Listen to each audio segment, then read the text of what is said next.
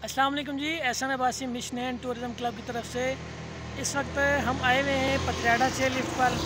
और आपको बताने का मकसद ये है कि अगर आप मरी अयूबिया नचिया गली का खान नारान गिलगित स्वात स्कर्दू किसी भी तरफ सफ़र करने का इरादा रखते हैं तो हमारी सर्विसेज जो हैं वो बेहतरीन सर्विसेज हैं। गाड़ियों में हम आप दिखा सकते हैं आपको, ये हमारे पास पराडो भी हैं, एक्सएलआई गाड़ी भी है, ग्रैंड कैबिन भी आपको मिल जाएगी।